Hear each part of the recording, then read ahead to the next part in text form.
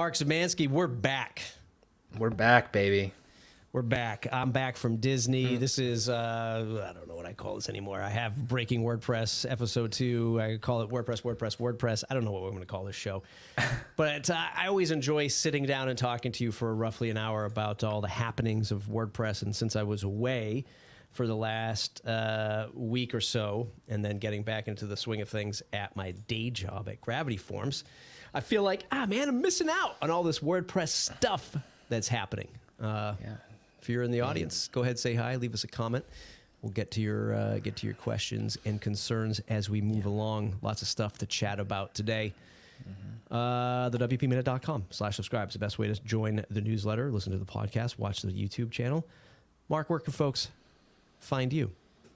If you just go to mjs.bio, all my links and newsletter and everything are on there. So it's a nice little landing page. Would love to have you on the YouTube channel as a subscriber and all that jazz.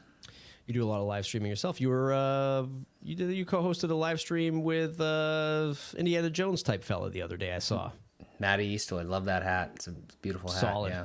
Love it. It's a great time. Definitely go check that out. Live page building. So how'd that go? Really cool. Really good. It was Maddie's idea. We hosted it on my channel. Probably gonna do more. We actually had a call earlier today. So, but just super high level is we're trying to show people other page building workflows because there's a lot of tribalism and a lot of like this my thing's better than your thing. So if you're listening and you're interested, definitely hit me up, hit Maddie up, and we got a lot of cool plans for that. So just trying to educate and show people different areas of WordPress and what you can do with different tools. In that title, it's live building with Elementor, Beaver Builder, Bricks. You're still a Bricks fan. Yeah, those are the three we started with just because we knew. I came from Elementor, he came from Beaver Builder. We're both at Bricks. I'm currently still using Bricks, but obviously there's a ton of options out there. Do you find yourself being more open these days? I mean, I'm gonna turn the spotlight on you. I don't know what the public perspective is. I feel like I'm relatively open, but I'm running the agency, so I need to have like an actual tool set that I can trust and utilize on a daily basis. But trying to be like a content creator and like trying to navigate this whole industry and the ecosystem of WordPress, I am just by nature, I'm interested in seeing what else is out there. And I've said it before, I'll say it again. If you're not rooting for core, you're not rooting for WordPress, and you're on WordPress, that sounds silly as hell to me. Like you're literally rooting for your foundation to crumble. So I'm definitely rooting for it, but I don't think that doesn't mean that you can't be critical and give your thoughts too. I feel like you can have both. Yeah, I love it. Yeah. I love it. Yep. And I also agree. Let me go ahead and just set up the old screen share so we can do the old sponsor call out. Thanks to the pillar sponsors that support the WP Minute, Pressable, Bluehost, and OmniSend. Of course, all Foundation Plus sponsors and all members of the show. Pillar sponsors really help us throughout the year, are really a strong backer to the stuff that we do here at the WP Minute. So thank you, Pressable, Bluehost, and OmniSend. We're going to jump into some of the articles that I have lined up in the old Google Doc. And there's the first one, of course. I do this all the time. It's like, here's the plan, and then the plan immediately breaks. It's not even a document. It's something that you messaged me when I was away on vacation. I come back. I'm broke after going to Disney. I'm tired. Right, I open up Slack, and there's a message from Mark. I'm going to quote you if you don't mind. It says, "I'm going to keep it real." This is a DM to me in the WP Minute Slack. I'm going to keep it real. Most WP people do not want to foster dialogue. Echo chambers only. I see a real conflict of interest in being a WordPress advocate and contributor while also ultimately serving a product. I know an emotional Mark when I see it. Oftentimes I'll get audio recordings because Mark doesn't like to type. Mark, what did that mean? What happened while I was away? Yeah, definitely. Admittedly, a little emotional there, but I can give you the context, and it did kind of stem from what we were just chatting about a second ago with the live page builder thing. So, I try to strive to see everything from multiple sides, but in this industry specifically, it's perplexing to me because so much of it is like open source paired with product and the juxtaposition that puts everything in.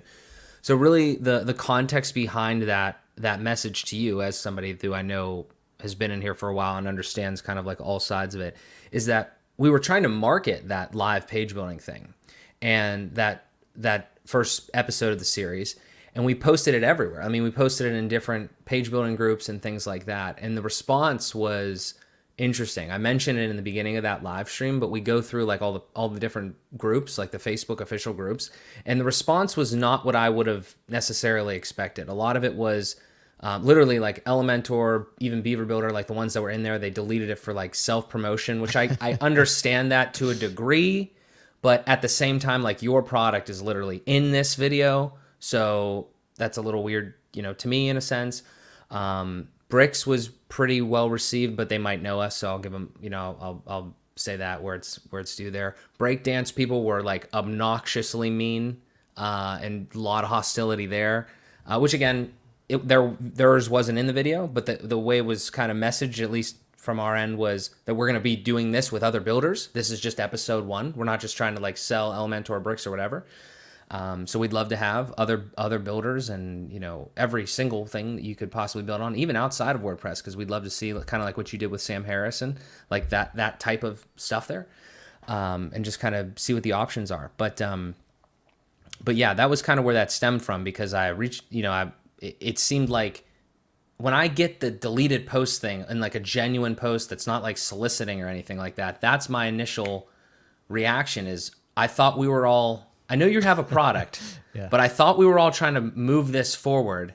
So that just kind of rubbed me the wrong way a little bit. And then also the second half of it is like, we have this real weird thing that, again, maybe it's just me not understanding, between like you're an advocate and a contributor, but you also have like a product that's kind of like either backing you or you're associated with or is paying you. So now it's like, where do you draw the line between like, I want the best for WordPress as a community as a whole, versus I need to make sure that I don't say shit that my product is going to care about, or, something like that.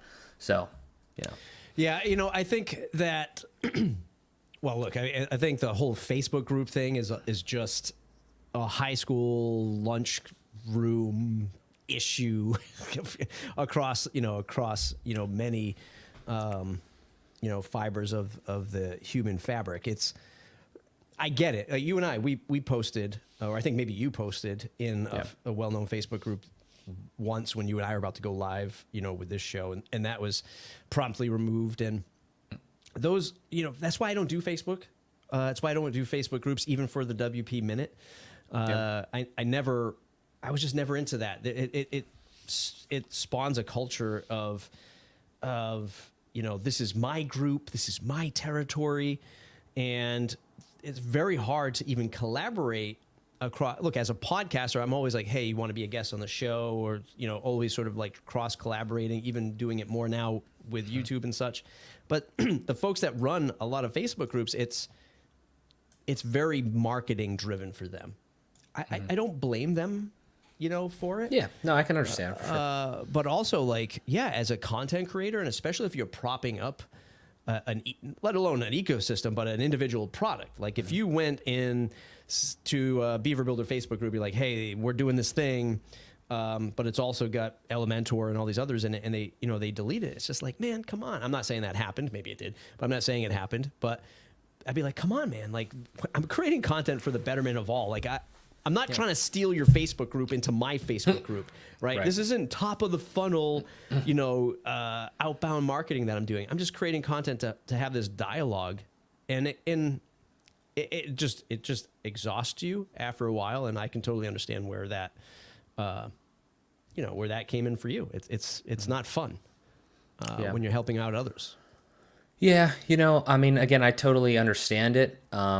And I'm not like mad about it or anything. I'm kind of like slightly maybe disappointed in seeing that, but like, it's just, it's totally fine. I'll just remember that. And then, we won't do it, I guess, anymore. Or I mean, we will post and we'll just expect it to get deleted or something. But yeah, I mean, I hope that you would hope that like a product in the space especially if their product is featured in the video. I didn't really understand that, but I get we've pivoted on that a little bit. Like, well, I guess we'll ask now. Like, hey, your builder's going to be featured in this upcoming episode. Would you like us to post in there or not? I don't see how that could be a bad thing, especially when like your customers, would potentially watch that, potentially learn something. The only thing that I could see is like, if you post that in Elementor and you see like another builder there, and then maybe you lose market share. I understand being protective of your audience, protective of your customers, but at the end of the day, I would hope that as any company, not singling out one, is that you would hope that the idea is make the best product and you will get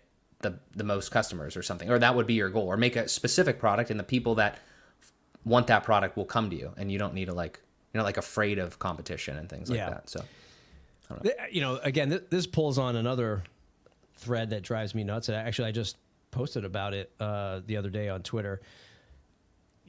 I did a little Twitter thread about, just interacting, not even working with. Wasn't like a paid kind of sponsorship deal or anything like that, but working with the team at Get Rockbase, or Rockbase, the theme by Rafal Tamal and team. It's just refreshing when you work with somebody who's just not expecting, they're not doing it just for like the clicks and to get the sale, right? A lot of folks, you can spot the amateur marketer running a WordPress product business when they just expect, okay, so if I do the sponsorship deal with you, how many sales am I expecting out of this? Yeah. Like it doesn't work. It doesn't work that way. It doesn't work that way with any marketing. and that doesn't make any sense. Yeah. if you're doing like Facebook pay-per-click and you're constantly watching the ticker tape run by and you're watching how much you're spending in the ads and you're trying to generate that revenue, I get it. But sponsorship deals are not like that. And I always call him iPhone Do. It's a YouTube channel. He reviews a lot of gear on YouTube. He just kind of talked about this too, where Insta360, a company that does like cameras and action cams and stuff like that, how they were hitting up their creator sponsorship deals and telling people to hide the actual sponsorship when they publish the content. And it's amazing. And so he says, like, I'm going to drop any sponsorship from Insta, and he's probably not going to cover them anymore. And I see that so rampant still across the WordPress space. And I try, as I get older, to have an open mind that, okay, the folks that request things of me, like, hey, do a sponsored video for free and I'll give you like a license or something like that. Or the ones, where they don't see the value in like my audience or the time it takes me to do these kinds of things. But then second to that is when they say, oh, I want to control the narrative coming out of that video. Yeah. Right? Like that's the one where I'm just like, no. And even people who are like, hey, can I give you the title that I want to use? I also say no, because what I know is you're telling like whatever, X amount of other creators to use the same title. Then what? We're all going to have the same title? That's going to look stupid. Like, what don't you people realize that organic content is going to work way better? This is a bit of a tangent off of your thing, but I see it so much in the WordPress space where it's this tunnel vision of, I just got to sell my product, man. I'm not going to collaborate with you. You can't come into my Facebook group. You can't promote this over there.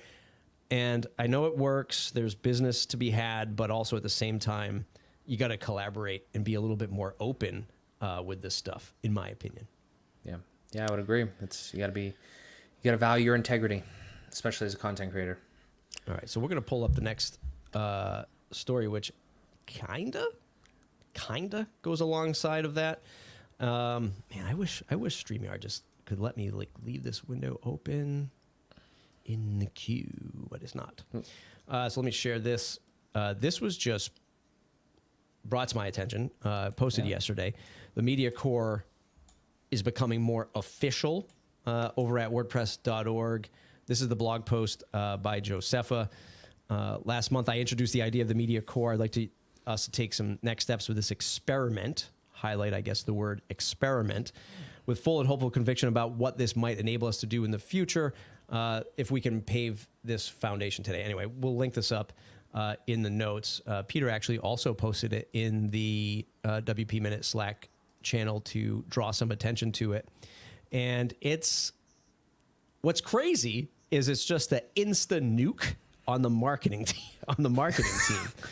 which is just like blows my mind, and I'm sure it blows a lot of people's minds. So if you're interested in chatting about this stuff, definitely hop in and leave your comments. Jenny already did. She's been a longstanding marketing team contributor. I don't want to go into maybe the dynamics of all this conversation that's happening. What I do want to discuss is I've always found it very challenging for the marketing. Like, how do we market open source WordPress? And it's probably, as I talk out loud, probably a great time to have Jenny on the podcast to talk about it. But marketing to me requires so much ownership in something, right? Like, you need data, which has been a huge thorn in their side. Like, where are these people coming from? How are they interacting with WordPress? Jenny also brought up in one of the longstanding GitHub issues, which she links in her comment, like, they don't even have a say in the official WordPress survey that goes out, which is like crucial, like 101 marketing, surveying your users and using that data as feedback back into the product so you can market it, etc.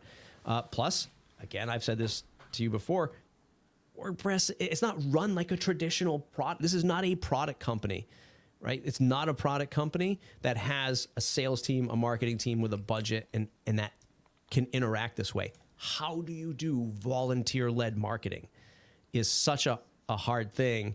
And I think this is more proof in the pudding. What are your initial thoughts with this when you saw it come across your radar?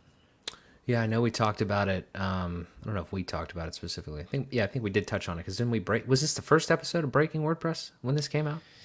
Was that the thing that sparked it? I don't remember. I think it might have been. Yep. But it was high level though. But yeah, with these new this new next steps here, I think it's kind of interesting. Obviously, I'm a little bit of a noob still, so like I wasn't like in the marketing channel, like I guess when it was like kind of, in the past years and everything, when it was popping in like the Make WordPress Slack group. So I don't know like all the ins and outs there, but if I could talk abstractly about like what I would define as market WordPress, I don't really know if you have to rely on volunteers. I think that what they're kind of proposing is an interesting proposal, but taking what was said in this post and blending that with what was originally proposed, or like the high level thought there with like, I think there was like embargoes and things in there, that doesn't exactly flow well with what I'm seeing. I think you have to rely on like third parties in an open source system. I think you have to rely on like actual people that care. You always say all the time, there's like less than 10,000 people that actually give a shit about this, which is like, I have some other thoughts separate to that, but like if that is the actual case, then there's not many people that actually have a deep enough knowledge and care enough in a sense of like are following up with it that could actually report on it. So then who do you designate as the media corpse? How does that play in? Is there any politics around that? That's a concern for me always. And then kind of where do you go from there? Like what does that channel actually end up being? Is it like a blog on somebody's website? Is it on the actual WordPress channels? I think there's a lot of really good people that are disseminating WordPress information. Maybe in some ways it's opinionated because they have their own lived experience and they've tried other tools and things like that. But to market it, I don't know how they can actually, if that's the actual case where they don't have like, marketing budget, like an actual, product company and everything like that. I'm empathetic to it. But I don't know if we'll have to see how this evolves or what the actual proposal is. I think what is happening is Josepha and team, and again, we have to look to those at Automatic who are helping shape these decisions, even if it's not public. What they're not saying is it just doesn't work. Maybe they can't figure out how to make this work. And I think what they're trying to do is really sugarcoat some of the stuff we were just talking about, like going into the creator world and saying, hey, we can get influencers and other creators to create content, because we've all been doing it for many years. So I think it's like, instead of kind of, and that's been a struggle, that something that I've talked about for many years, is when will Automatic really work with us creators to help create content and position, both commercial WordPress at WordPress.com and open source WordPress at WordPress.org. Now we're starting to see a little bit of it. Jamie Marsland working now with WordPress.com a little bit more. WordPress.com retweeted my video on the Studio app that came out.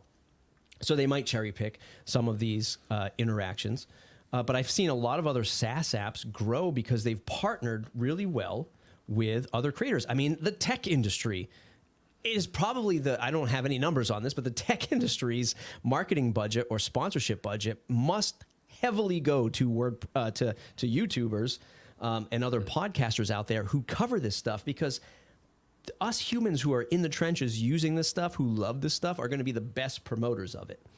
Having said all that, I think that's what they recognize. If they said, you know what, trying to do open source marketing with a capital M, like traditional marketing, is just too difficult because one, we can't give the data out or don't want to give the data out. Can't really give ownership in this case.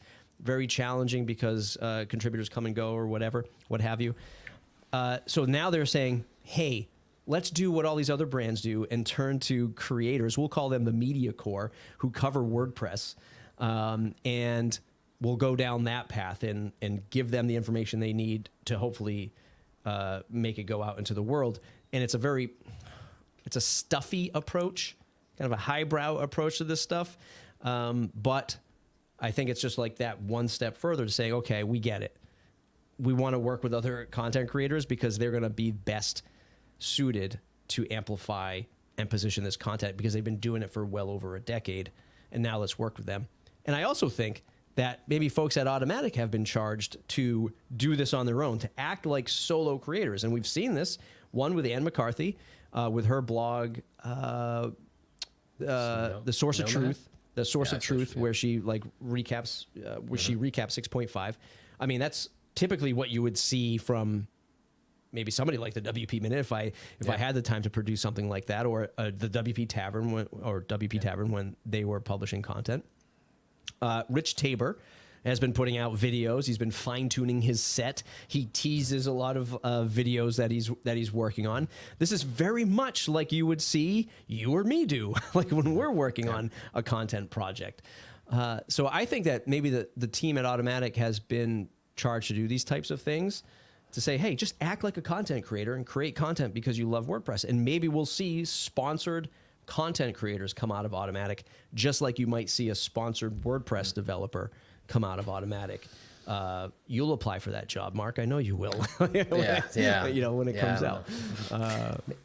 Maybe. That would be interesting. Yeah. I mean, it's a slight tangent, but it begs the question, like, still, how does that actually still work, the whole sponsored thing? I still think that's a little, to me at least, not being here for super duper long, like, it's still very blurry to me how, like, we have, the Automatic sponsorship things. I know it hasn't made its way into the marketing thing yet, but I could definitely see that you paint a great picture there. That could definitely happen.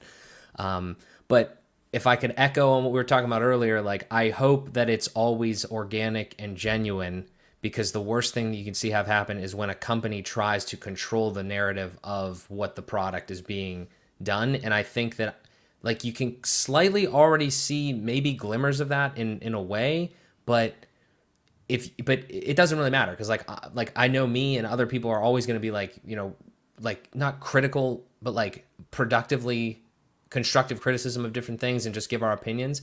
So I don't think that's going to go away. But yeah, it's interesting to see how they would actually do this. And the last point there is, I don't know, but like there's so much stuff that is spread out on WordPress. I know it's the nature of it. It's project based, not, open source, not product based, but like, it would be really nice to see some sort of, source of truth, like Ann McCarthy, brilliantly put together, but like on something that's not like, just like, again, a personal thing. Like I don't know if that's an option, if we could do that somewhere. But like, I feel like it would be kind of nice to have more of a centralized thing that is easily digestible, and then also, marketing content from other creators that have been around, know the deal, and want to contribute in that way as well. Yeah, admittedly, I've never, spent time aside from just like watching the meetings happening with the marketing team through Slack. because I just, the time is stretched so thin. There's only so many things I can pay attention to. But you have the WP Briefing podcast.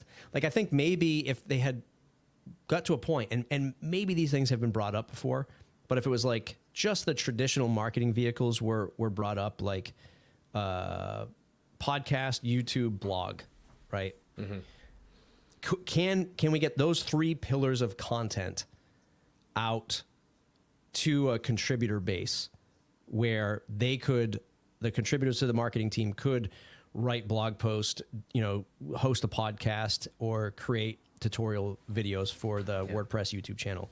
My gut is maybe Josefa, Matt, and team don't want contributors so close to the WordPress brand, right? Is it too close to the WordPress brand? Like, if you just joined my company today, Mark, and you were like, all right, give me the keys to your podcast, I'd be like, hey, no, like, not yet, right? Let's like warm you up to like what's happening in the audience and creating this content. Can you do it? So, and I don't even mean that in a bad way. Like, I don't mean like, oh, they're trying to, hold the keys to the kingdom. Yeah, it's not responsible to just like give it up like that. Just can't.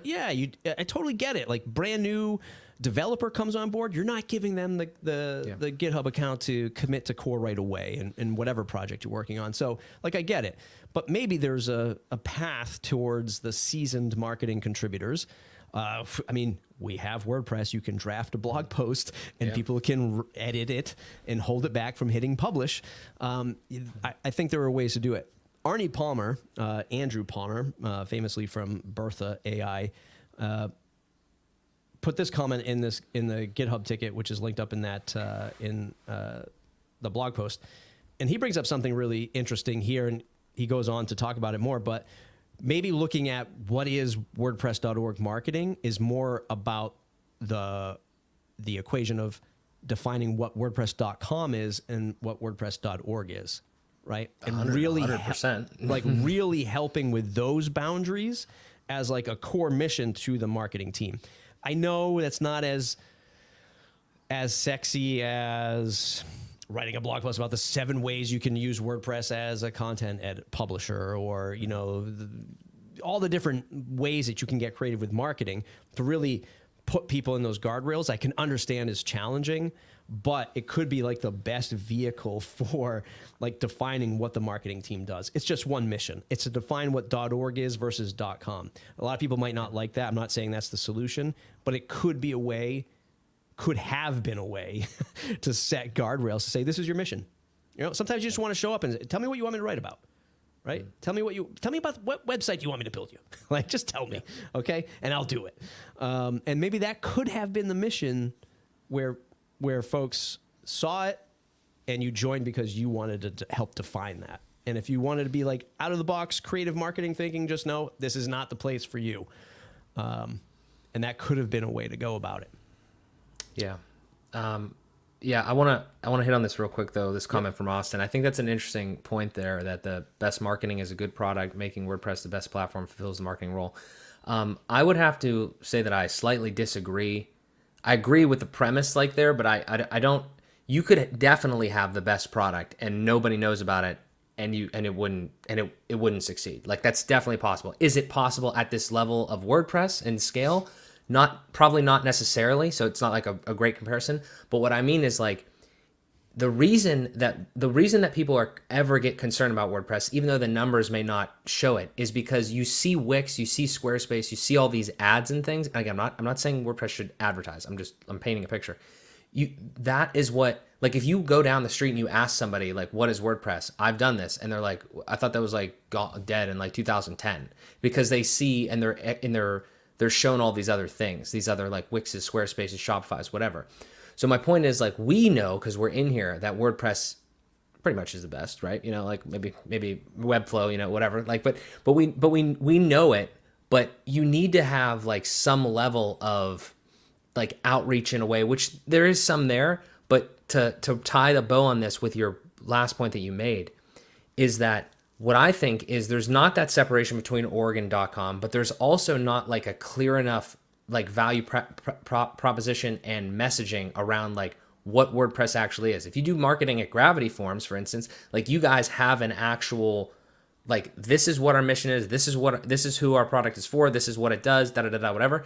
WordPress, pro and con, is just literally kind of for everyone. And there's so many different things you can do with it, which is a blessing and a curse when it comes to the marketing aspect, because who are you actually marketing to and who do you actually need to get in there and all of that. And I'm not saying, I understand the limitations of the situation, but that's, I think, probably one of the hangups too, is like, just what are we what are we marketing almost, like, specifically? Yeah. You know, I know the data stuff has been debated for a while. And again, I've only seen the stuff that bubbles up to the surface, but I can also imagine like the logistics and the administrative of this stuff. Again, giving the keys to the kingdom to a contributor, you know, especially on the data side, because listen, if you remember, those of you watching that have been in the space for, you know, a while, back in the day when you were submitting themes to WordPress.org, like if you were a theme designer, developer, and you were submitting themes to WordPress.org, there was the featured theme page on the theme directory. When you went to themes, you saw the recommended themes. And back in the day, it was just the way to get a featured theme up there was to review the most themes. So what theme companies would do is they would employ people to volunteer to review themes. And if you reviewed the most themes that month, you got to pick which theme was featured. And which theme would you pick? You'd pick your company's theme. And that page was worth, back then, probably millions of dollars, right? To be on that page, right? Collectively, of all the sales potentially siphoning through the feature page. If somebody installed WordPress, they okay, I want to make my theme look different. Yeah. They'd go to the featured themes. They would say, this theme is featured, got to be the one that works the best. Then they would buy it, or they would download it, and then they would buy the premium version. So that page was worth probably millions, probably still worth millions today. I would say that the whole of WordPress.org repo is worth billions when you look at all of the upsells that are happening across all themes and plugins.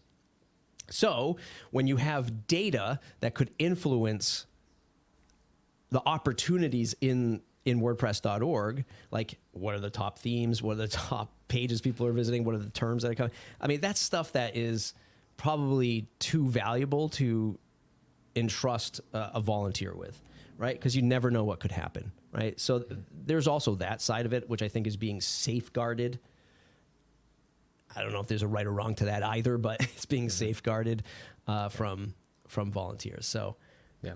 Sticky situation. And I would say that, you know, let's pull up the other one, Austin. If WordPress is truly a platform, we should be marketing to Wix and Squarespace on their backend. The goal of WordPress should be to get more closed tools powered by WordPress backend. You know, and I think maybe we'll see that with the data liberation project.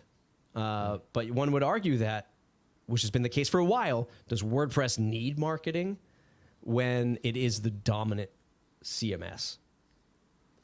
Like, what would make you, how would you ever change your mind to move away from WordPress in your mind?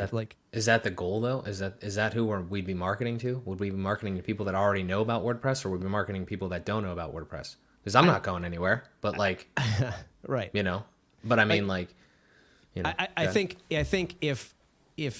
so I think Austin's right to a degree. We'd be marketing towards the Wix and Squarespace users.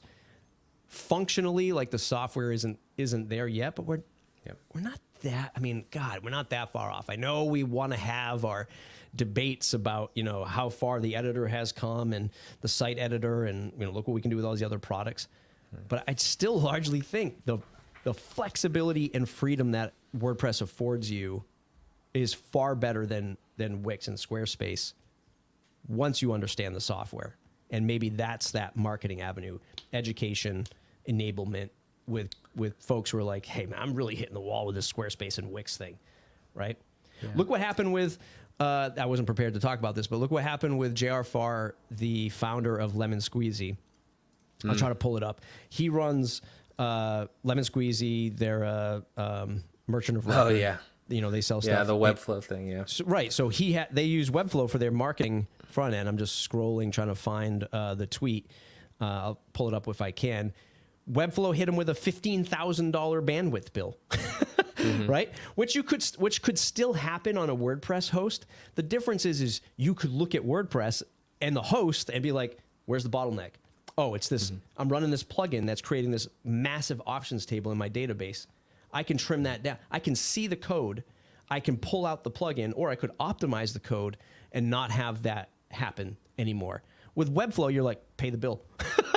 well, what are you guys going to do on the back end? Doesn't matter. You know, pay the bill, right? And that is that's the thing that is really the stuff that is unseen in the conversation of commercial versus open source, is you can't even rectify the issues that happen. Whether they're technical issues like this, or, you know, you're on some platform and your site goes down because they've delisted you for some AI algorithm that flagged your site as, you know, oh, this shouldn't be operating, and they just shut it down, right? We see this countless times on Amazon, on YouTube, when people are just falsely flagged through an automated system, and then good luck trying to get access to somebody to help rectify that. Yeah. Well, in better news, let me go back to this. At the stage. Another thing randomly popped up, and, you know, talking about, is WordPress the best product that it could be? Could it be better? James Giroux, man, this guy. Let me go to my close up. Ready? Let me do this. This guy should write for the WP Tavern. James Giroux wrote a post. Matt Mullenweg publicly ponders the year of iteration, and this came through some other tweet. I guess maybe criticizing, again, I'm still playing catch up, criticizing automatic core contributors and such. But the idea is, Matt said something like the fact that it's not in this tweet, but he said something, or did he say it right here? Pull it up. I guess, so he says, if I had to guess, we may need to take a year to loop back on already implemented things and iterate, bug fix, simplify before moving on to new functionality, which prompted James to write about a year of iteration. Imagine if WordPress just stopped iterating, stopped shipping stuff, and cleaned house for a year. I think that would be pretty good.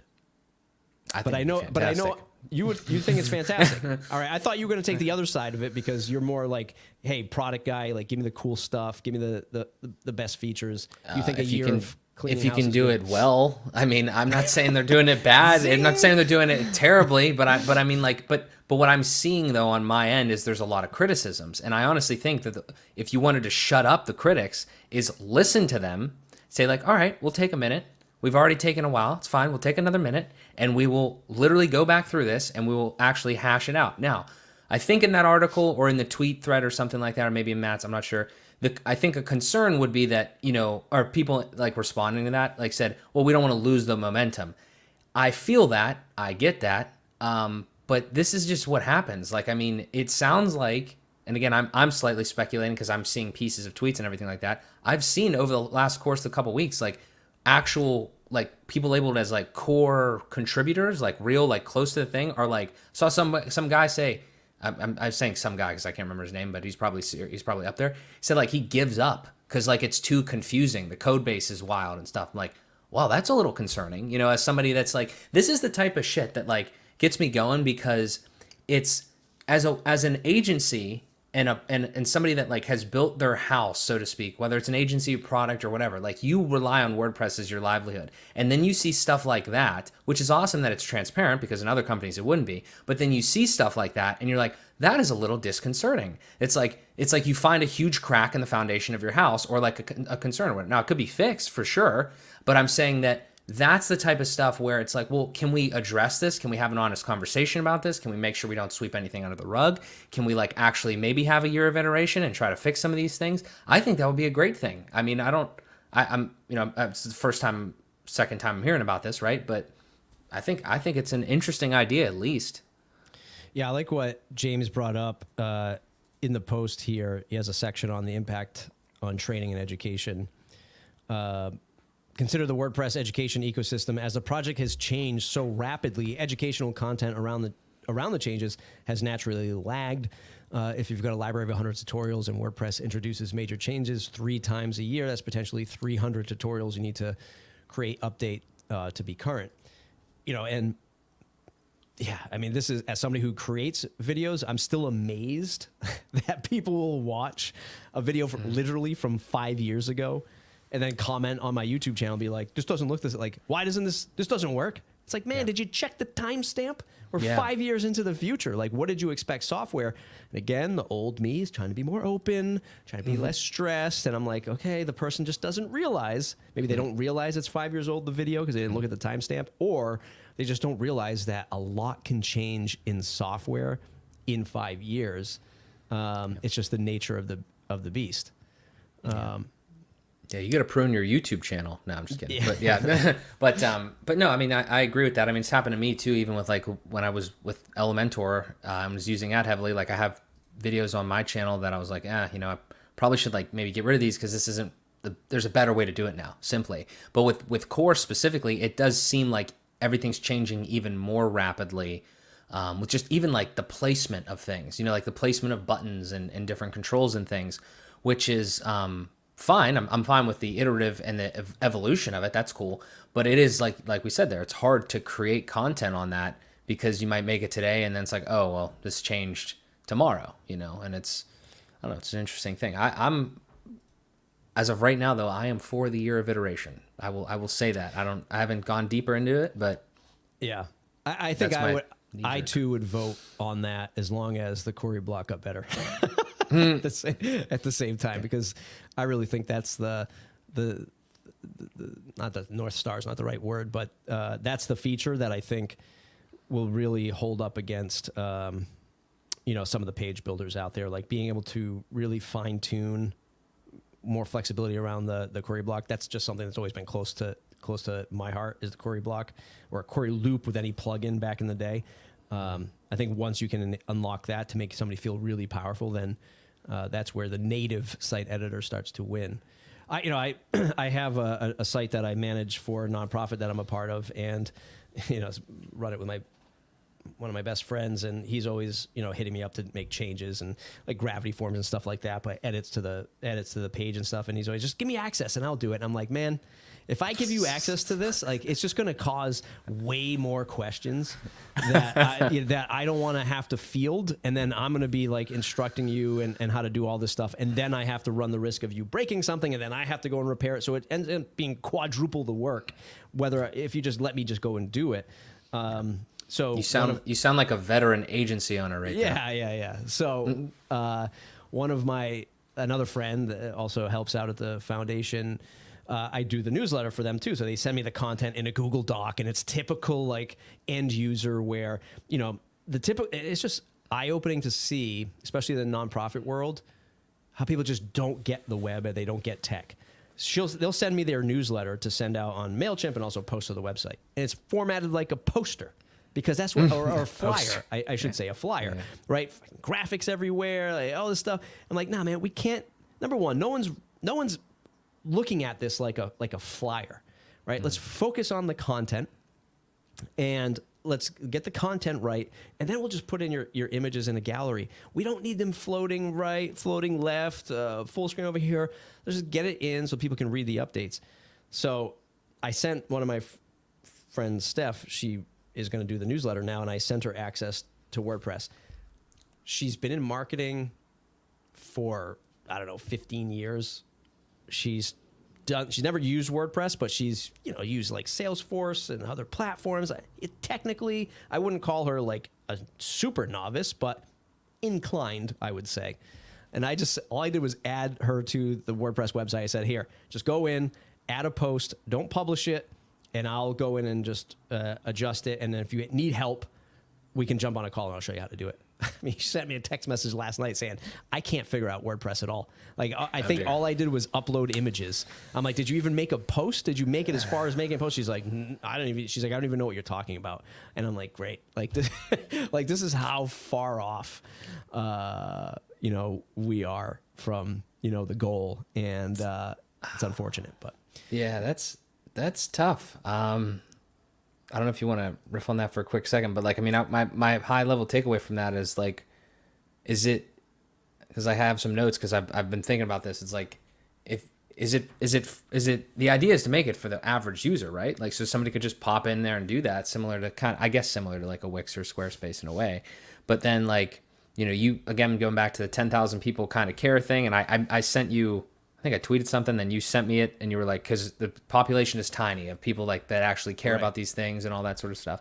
So like the Gutenberg is built for the average WP user. The average WP user doesn't really care until they're forced to care. Right. And then how do we know that we're building something? This actually is a serious question that I have absolutely no idea, and I'd love your insight or somebody from the community that is closer to the core.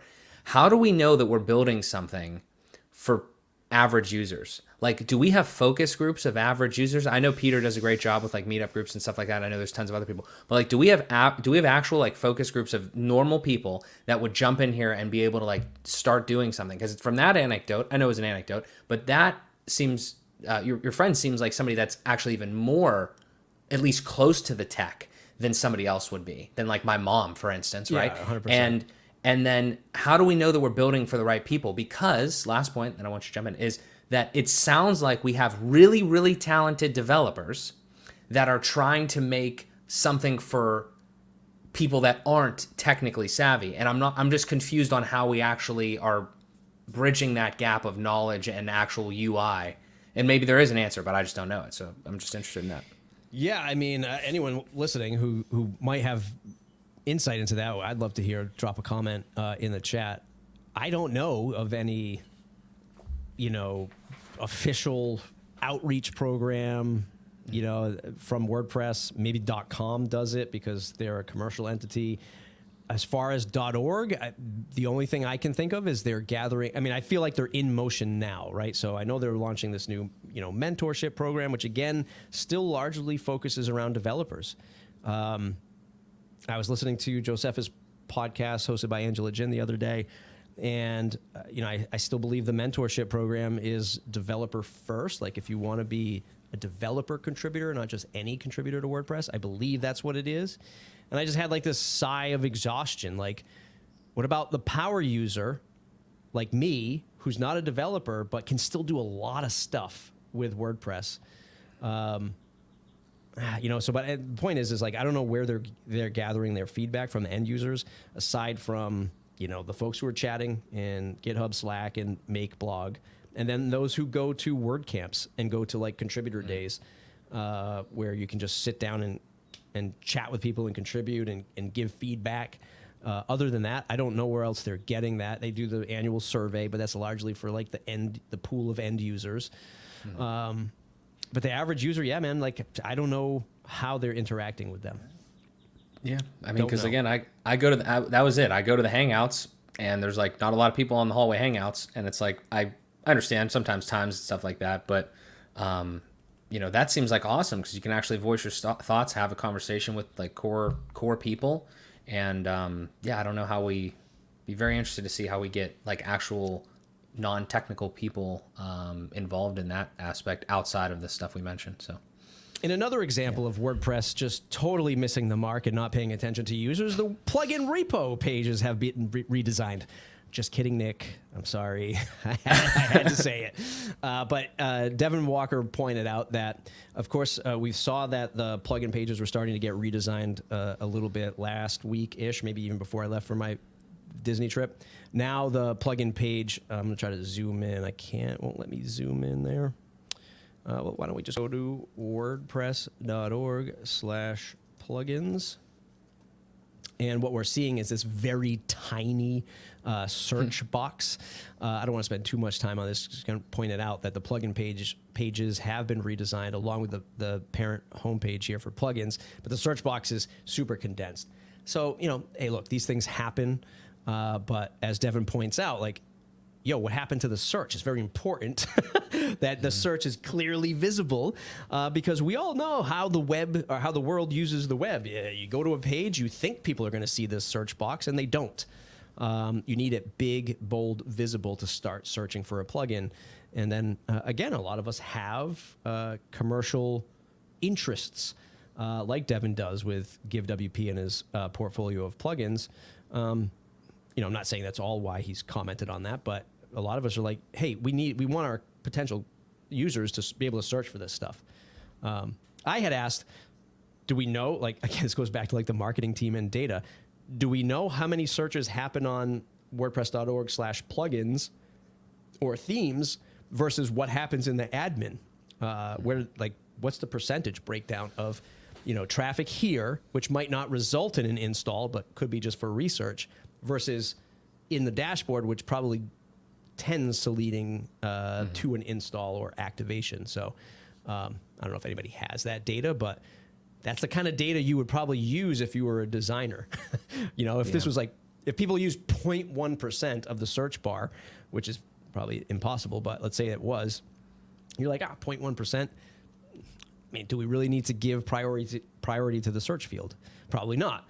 But I think in our case, you'd probably say like 80% of people who land on this page are using the search field, where it was nice and broad before. So anyway. Yeah, I've always searched, and the one other thing that I'd bring up about this is the UI is a little cleaner, I guess, or whatever, but more meta, I would be like, if I had a social post plugin that was not Smashballoon, I would be like kind of pissed, like in a way, just because like it looks like they have block enable plugins, that's cool, and then they have featured plugins, but like for the longest time, I saw somebody talk about this. I think it was before the redesign, but it's like if you're on an install, it's been these same plugins for such a long time. Like it's always the same featured plugins, and I'm not saying I necessarily have a way to solve that, but I think it's just kind of the same ones. Like, is it like actually like, it'd be cool if it was like, the most most downloaded this week or something like that, or just something to, what have you. I don't,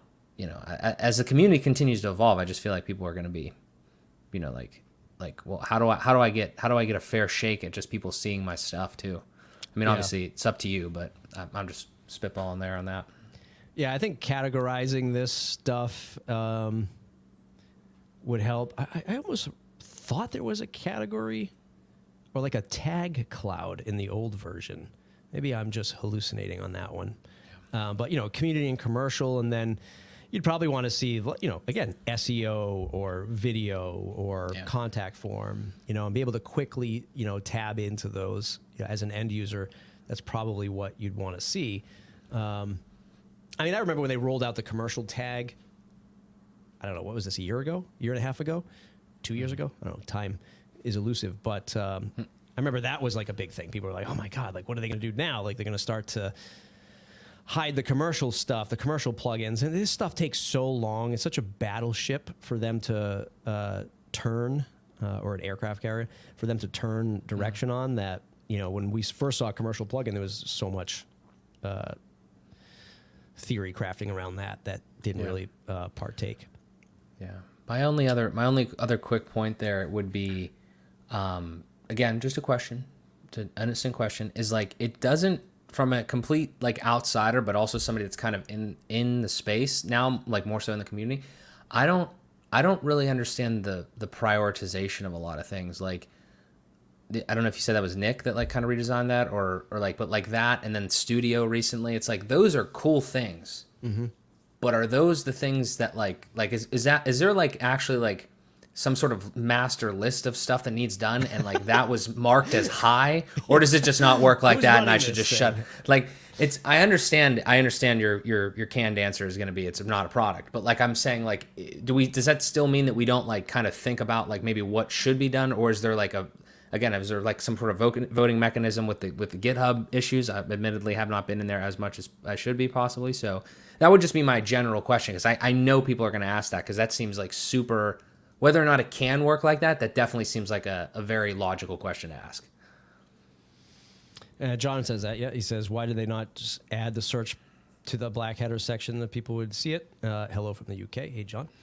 It's a great question. And, these are the things that often get overlooked, and I don't know how they prioritize. They, again, that's one of the long-standing issues, is I think that just so many teams charged with doing all of these things that I don't want to turn this into like breaking apart Automatic and having that conversation again, but I know Automatic has the same issues we all do. Time, resources, time management, Peter brings up a point, that other point where it says marketing team was told data like that is not available because how things are set up. That could be another. Yes, that could be again trying to give a little bit of nod to the Audrey Capital team, or the small Audrey team that works on WordPress.org. Yeah, that could totally be a thing, because you know how legacy systems are sometimes. It's like, man, I can't, if I give you access to this, you're going to get access to all this other stuff because we built this thing 20 years ago and no one ever took the time to upkeep it. It's like not updating your WordPress site, right? You built a site 5 years ago, you never hit update on a plugin for your customer because your customer didn't want to pay for it. And then they come to you and they say, hey, we want to do a redesign. You're like, oh, yeah, but when I go and hit update, a ton of shit's going to break. And none of us really talked about this, so this is going to be a very difficult discussion. I think that's a little bit of it. And Automatic can't smooth out their own internal processes, so it leads to what we have today. I know I'm going soft on them, but I don't think they should take shots about everything. Because we'll never get anywhere. And you mentioned this. This is one of the other things I wanted to bring up. Studio was released. I thought it was pretty cool. I did a video on it. It's probably one of my most successful recent videos. I was actually super surprised, but that's the YouTube algorithm for you. The WordPress Studio app basically allows you to run WordPress locally on your Mac. Windows coming soon. I thought it was pretty cool. I wrote a whole thing. We won't get into it because of time, but I wrote a whole thing that when you look at Studio and Playground and, slowly where the site editor and the block-based editor is going, we're starting to cobble together a way to build WordPress websites much easier than ever before, right? These tools are, even if you're not using the Studio app to go to WordPress.com, because that's where you can host your temporary sites. Even if you're not using that, you could still use it without that feature. I had a few comments where people were like, hey, when can we, publish our website to other hosts? And it's like, yeah, you're probably never going to be able to do that. Nope. I think this is going to be a driving force for just WordPress.com. But, at the end of the day, it's still God, you couldn't do that ever before. MAMP and ZAMP and all these other things I used to run way back in the day were so convoluted and took up so much memory. It wasn't easy. Now, local and all that stuff is probably a little bit better these days, but it's just still pretty fun to quickly onboard users to WordPress. If you want to tell somebody to get started with WordPress, or just, hey, I heard you do this WordPress thing. I want to play with it too. Playground.wordpress.net. 100%. Yeah. Just go play with it. You don't even have to go to back, only 2 years ago, you were like, well, God, I got to set up this person with a low cost shared host, or give them a staging site. You don't even need to do that anymore. You just playground on WordPress and go nuts. You don't even have to put in an email address, right? There's no 14-day free trial, right? Try doing that at Webflow. Yeah. You can't. Yeah, I think I didn't get a chance to try Studio because I'm on PC. But saw your video on it. It seems good. Again, I would categorize it as cool. Necessary, questioning if it's now or never or later, but it's fine. I've used Local before. It's a pretty good tool. I actually I just do everything on my servers now just because it's easier for the dev stack, just moving from staging to live and all that sort of stuff. But the one point that I want to make there is I kind of didn't think about this until we just brought this piece of it up. The Playground is the marketing tool. It should be the marketing tool. If we're not going to market anything else, it's then what Austin said, it's the Tesla showroom in the mall. You just walk up and you just walk into the car and you just go look at it. That's it. You don't even need to enter anything. You just go to it and you start playing around with WordPress. That should be the thing where it's hey, show off some stuff. It's hey, if you want to do anything, just literally go to this link. Don't download anything. Don't type in anything. Just go to this link and start playing around. And you can do this all, you could follow this tutorial and play around with it or whatever. And then if you're interested in it, then it starts getting into a deeper discussion of where you go, .com, .org, how you want to deal with that. But yeah, a studio is built with Playground. Yeah, I just think it's easier if you don't have to download the stuff. But yeah, 100%. I think Playground's the way. Yeah, when they launched, they being Automatic, launched Calypso, or the concept around Calypso, this is years and years ago. I wrote a post about the appification of WordPress. And back then I was like, oh, this is where WordPress is going. Because it's still challenging today. Like if you said somebody, hey, go start your WordPress site, go to wordpress.org and download it. What does that mean? Yeah, what does that mean? I get this zip file on my computer. What the hell do I do with it? So forget it. Like that breaks minds today. It certainly broke minds a decade ago. And when they launched Calypso, I was like, oh, here's what they're going to do. They're going to create a native app that you could download, build WordPress on your website, on your computer, and then press a button and publish it to one of their recommended web hosts, right? Well before like Gutenberg and all this other stuff came out. And I was like, that's the path that they're going to go down, because how else are you going to get the common person to upload a zip, understand folder structure, PHP, FTP? Again, this is a decade ago. Now I can definitely see it with Playground, but it begs the same question that it did, over a decade ago, is how do you get that person from the showroom, which I totally agree. And you'll see baby steps, because when you demo a plugin or a theme, it loads it to Playground. And I think now also with plugins, you can demo it in Playground. Now imagine just you're in that showroom. How do I get it to my Bluehost account? How do I get it to my Pressable account? How do I get it to all of these different web hosts around the web? How do we get it there? And that's going to be the next spark of debate, is like, who's the trusted host you can send it to automatically through the Playground? Or does the Data Liberation Project help with download this instance of WordPress and ship it to your web host of choice? Like, do we see an avenue come out of that project that helps users get to the showroom, build their website for free, and then ship it to whatever web host they want through you can download it now, but you'd have to be able to know, I have to take WP content, put it in the WP content folder. I have to take the SQL file, import it into my database at my web host. You still have to do those things, but maybe data liberation, there's a path, a nice, easy path. Export, download your WordPress, send it somewhere else. Who knows? We'll see how the Data Liberation Project goes. I was on the first hallway hangout for that, so we'll see. Loving your hallway hangouts. Let me hit up this this last poll that you have here. You put out a poll with the barrier of entry to website build. Oh, I got to share the screen.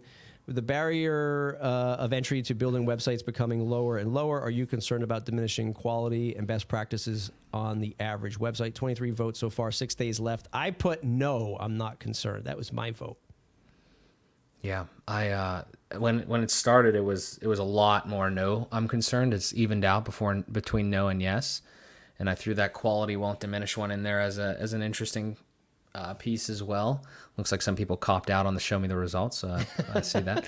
But I mean, I would say I'm in the middle between like yes and no. It's the quality won't diminish one is interesting, because assuming you answer this honestly, the first two kind of insinuate that you do believe that the quality will diminish. And when I say quality, obviously that's super broad, like best practices, quality, code output, like actual caring about those types of things.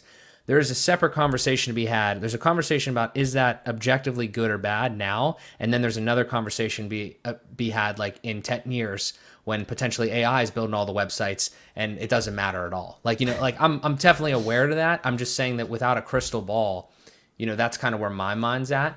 And honestly, that comes off the back of just making content and then people asking me questions, which I love. And I love the support, and I love the like, hey, how can you do this? But we don't have to go deep into it, but it's just really interesting to see, like, I will get people asking me questions that have never built a website and they're just building something for the first time. And like, I'm not talking about like simple stuff a lot of times. It's more like technical, dynamic content, a lot of these things. And it's like, I'm impressed that you went to the lengths to start this project, but it's like kind of going into a pool and you're like, you just drop off the 4 foot right into the 10 foot, 15 foot. And it's like, I feel bad for you, but I don't exactly even know how to help you here. You know what I mean? Because there's a lot of different factors. And so that's really where it came all from, is like, I love that everybody is able to do these things. I'm not trying to gatekeep knowledge or gatekeep the keys to the WordPress kingdom or anything, but it is a reality. It's not like a right or wrong thing. It's a reality that we're opening the doors a lot to other, just like literally lay people, and no discrimination there, just regular non-technical people. And it's interesting. Yeah.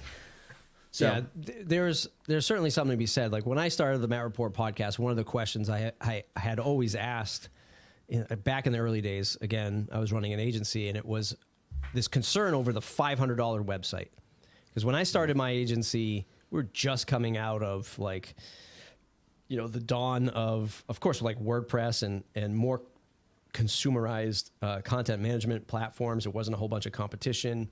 And so what I'm getting at is websites were still, $5,000 for a website wasn't absurd to like ask for that kind of money as it's still not today.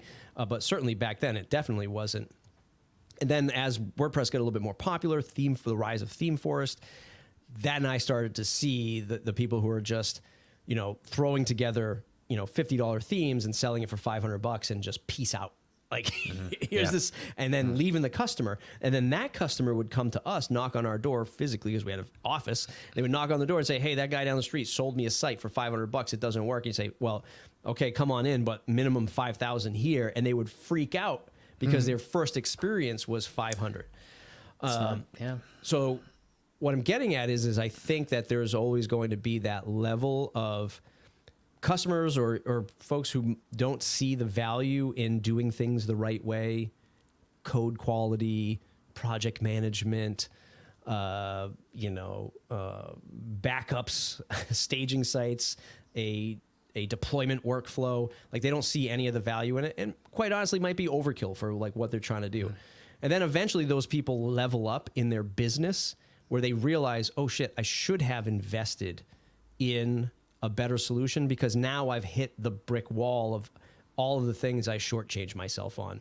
Having somebody on call to help me, realizing that I should have great backups because I didn't do that, never invested in it. Great design because their business is starting to take off, right? When you're talking business websites. So their business is starting to take off, a little bit of breathing room. They can understand, okay, I got to get better with this stuff. I think eventually people, the good ones, start to learn and start to reinvest. So it also depends, but what I'm getting at too is like it depends on where they're at in their life cycle of launching a website. Yeah, I mean, and to be clear, like I don't anticipate that like even affecting me. I just want to like kind of like spread a message of like, if I do think that there's going to come a time where like maybe you can build a 5,000, like the client could build a $5,000 website with literally like just AI, you know what I mean? So it's like, if that means that as a pro, as somebody who wants to do it like as an agency or freelancer level, your skills need to be up to like the $10,000 range in a way to some degree, because a lot of clients aren't going to want to pay you to do something that they could potentially do. There will always be people that don't want to, obviously would rather pay you than do it themselves. But that's kind of what I'm seeing there is that, I think we just need to continue to try to broaden our skill set as, if you're agency or freelance or whatever, because that is, that might be the way that it trends is like the bottom, like the people that are like noobs or, not noobs, but like new to the industry, new to designing, things like that, they might get, I feel like that's where they could be slightly in danger with some of the stuff there. Do you let your customers use bricks? Absolutely not. Stone cold Mark Szymanski. No. You're not getting access to this. I just think it's, I mean, if they own it, they can have it and everything like Sure. that. But I just feel like it's we manage it for them. We set that expectation that it's like, we're going to build this. We're not going to run away. I literally say that, like, we're going to build this for you. We're not going to run away. We're going to manage this month to month for you. We're actually going to have a call every month too, to talk about how it's going, like marketing wise and everything like that. Just leave it to us. Like, you are a construction company, you're whatever. Like, if you don't have an internal marketing team, what the hell do you want to be messing around with this for? You know what I mean? So it's like, and again, it's not everybody. Every situation is different. But if you can set that expectation, I feel like, you might be able to charge more and you might have a lot better results. Because like you said, it just causes a lot more questions when they're trying to mess around with WordPress. Yeah. Yeah. So. You have this last comment. It's not a link, but you have in our doc, the hallway hangout only gets max 20 people. Of the ones that I've been on 3 or 4. Yep. I think. You pull a quote from what I say. I say there's about 10,000 people who care about WordPress, less than 10,000 of English-speaking people that care about WordPress. I thought it affected millions of people. Gutenberg is built for the average user. We kind of talked about this stuff. Is there anything else you want to mention about that last item with the hallway hangouts? You've been enjoying them, so they're working. I mean, I love being on them. There was one just the other night. It was like, I was Rich and Saxon doing like demos of things that were coming up in WordPress. And I put out a tweet today. I was like, if you care about WordPress, go, first of all, watch this last one. Then go on the Slack, make sure you get into the Slack, and then make sure you know when the next ones are, which I will say is very difficult to know when they are, because sometimes you just have to like catch the messages or like be subscribed to the blog or something. But regardless of that, I think there is a calendar in there too, slightly. But if you can catch a hallway hangout, if it's in your time zone, whatever, like I think you should go to it. It's literally a Zoom call where you get to talk to. It varies who's like running it. It seems like, but like people that are more closely related to WordPress than even I am, right? Like with the core and stuff. And it's interesting to hear people's perspectives, if nothing else. I mean, you don't have to talk if you don't want to, but if you have questions, that's probably the place to ask them, because sometimes there's just a lot of noise and it's hard to get like an actual answer on like, definitely on X or something. And then you could go into the Slack and ask questions there, but there's also a lot of stuff going on. So I just feel like the more conversations, the more dialogue, the better. And I really do love those hallway hangouts. I mean, I think they're in different channels, different, reasons for doing them, agendas. And I think if there was more people in there, it would only be better. You know what I mean? So I'm trying to take what you've said, you've inspired me to do, and tell other people to get involved in that regard, even if you're not like a contributor, just like at least kind of, be in the audience and listen and ask questions if you can. Yeah. The back to the marketing team. What a fantastic piece of content that the marketing team could either, host or be responsible for. But even if it's not about responsibility, because people forget, like you're trying to be responsible for everything, and then you're just going to burn yourself out. Because remember, everyone should remember that it's a volunteer position. Certainly, so you should, certainly remember that stuff. But anyway, it doesn't matter. I guess the marketing team is gone as of today, and now we have the media core. But those hangouts, fantastic piece of content to start with, to repurpose, write a blog post, clip it up. I mean, it's the traditional podcast 101 playbook, to which today I said, wouldn't this be amazing if peak AI was just repurposing podcast content, clips, transcripts, quotes, and images. And that could be, something that they ran with and could have been more official. But, maybe we'll see that with the whole Media Core initiative, not to bring that back onto the table, but these hallway hangouts are largely led by automaticians. This isn't a new concept. I mean, I've done open office hours with all of my jobs, bring customers in, talk about the product. What's your issue? Great place for feedback. Like you were mentioning before, to trickle back into the product itself. Those are things that they could run with. So yeah, I the think more the merrier. Yeah, definitely. Everybody, thanks for hanging out today. Peter, Austin, John, gentleman named Business Growth Ready. Oh, yeah. Thanks for hanging out. And Rand, who hit us up at the top of the show. It's the WP Minute. You can go to WPMinute.com for your weekly dose of 5 minutes of WordPress news. The best way to stay connected there is the WPMinute.com/subscribe. And Mark, where can folks find you? Yeah, if you just head over to mjs.bio, all my links and everything like that are on there. I'd love to see you on the YouTube channel. Matt, it's always a pleasure to chat with you, brother. Mark, it's a great time as always. See everybody, I don't know, maybe next week. All right, peace.